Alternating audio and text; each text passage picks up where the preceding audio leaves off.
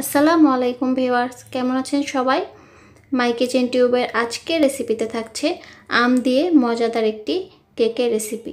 চলুন তবে রেসিপিটি শুরু করা যাক। এখানে আমি একটি ব্লেন্ডারের জার নিয়েছি আর এতে আমি হাফ কাপ পরিমাণ সাদা তেল দিয়ে দিচ্ছি আর দিচ্ছি হাফ কাপ পরিমাণ চিনি। এরপর আমি এতে 1 কাপ আম দিয়ে দিচ্ছি। এখানে আমি পাকা আম ব্যবহার করছি আর আমগুলোকে টুকরো করে কেটে নিয়েছি। সবগুলো উপকরণ আমি ব্লেন্ড করে নিয়েছি। এবার আমি একটি বাটিতে ব্লেন্ড করা মিশ্রণটি ঢেলে দিচ্ছি। মিশ্রণটি আমার ঢালা হয়ে গিয়েছে। এরপর এতে আমি দিয়ে দিচ্ছি 1 কাপ পরিমাণ ময়দা।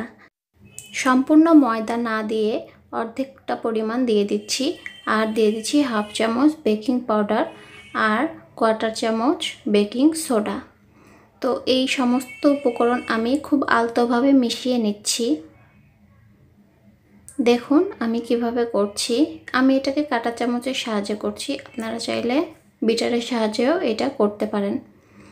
এরপর আমি বাকি অর্ধেক কাপ ময়দাটা দিয়ে দিচ্ছি আর এটাকে ভালো করে মিশিয়ে নিচ্ছি।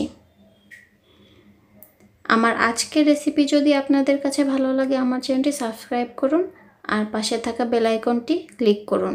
আর হ্যাঁ, ছোট্ট করে একটা লাইক দিতে ভুলবেন না।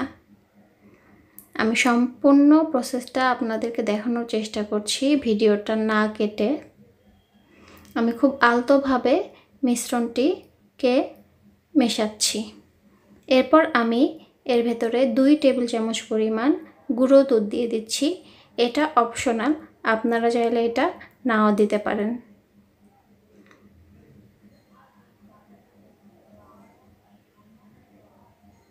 দেখুন আমি আলতোভাবে সুন্দর করে মিশ্রণটাকে ভালো করে মিশিয়ে নিচ্ছি। এরপর আমি 1 চামচ পরিমাণ ভিনেগার এতে অ্যাড করছি আর খুব ভালো করে এটাকে মিশিয়ে নিচ্ছি। তো আমার মিশ্রণটা রেডি হয়ে গিয়েছে।